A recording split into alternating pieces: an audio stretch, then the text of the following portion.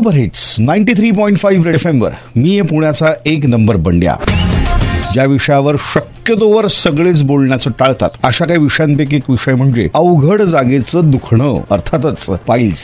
आज world piles day आहे आणि मूळ व्याधीचं किंवा पाईल्सचं प्रमाण प्रचंड वाढलेलं आहे. या विषयावर बोलण्यासाठी माझ्याबरोबर आहेत डॉक्टर उमेश पबरुनिया, जे MS इन जनरल सर्जरी आहेत. डॉक्टर, तुमचं खूप खूप स्वागत. नमस्कार. धन्यवाद. हा पाईल्स होतो का हे आधी तुम्ही सांगा. खूप चांगला प्रश्न आहे. बहुतांश लोक पाईल्स आहे ह्या व्याधीमुळे त्रस्त असतात, पण बोलायला संकोच करत असतात. संडासच्या ठिकाणी कुठल्याही प्रकारचा त्रास झाला की त्याला पाईल्स म्हणतात. पण प्रत्यक्ष हे समजणं गरजेचं आहे, मूळव्याधी किंवा पाईल्स हे एक आजार नसून अनेक प्रकारचे आजार त्या भागात आहेत.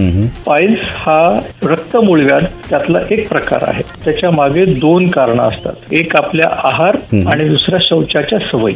शौचाच्या सवयी म्हणजे काय? आलेली नसताना जाणे आणि आलेली असताना पुढे ढकलणे, आणि हे टाळल्यामुळे त्या ठिकाणी एक त्या प्रकारचं प्रेशर तयार होतं जे की त्या भागाला नुकसान करायला सुरुवात करतं. ओके, बरं, ही नैसर्गिक आपण म्हणतो नेचर्स कॉल.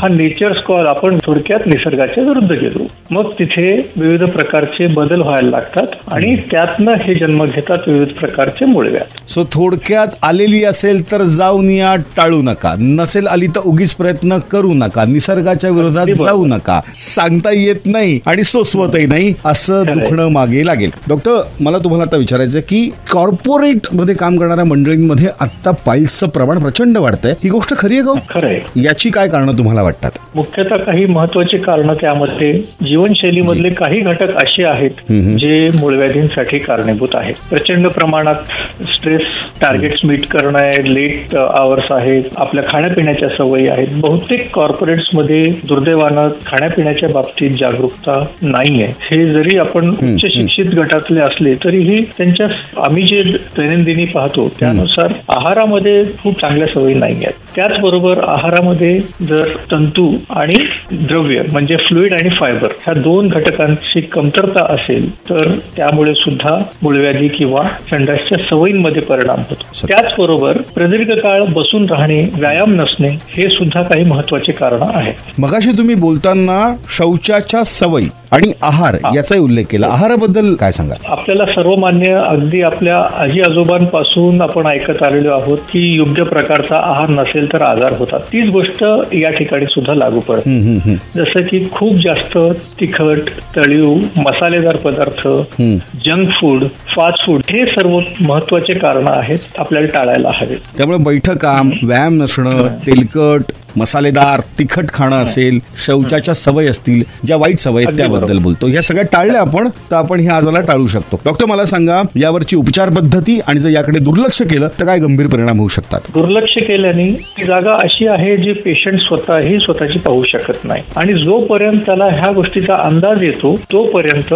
ते बऱ्यापैकी नुकसान केलेलं असतं. त्यातलं सर्वात महत्वाचे लक्षण म्हणजे पेन, ब्लिडिंग आणि त्या ठिकाणी असणारे स्वेलिंग, ज्याला आपण साधारण भाषेत कोम असं शब्द वापरतो.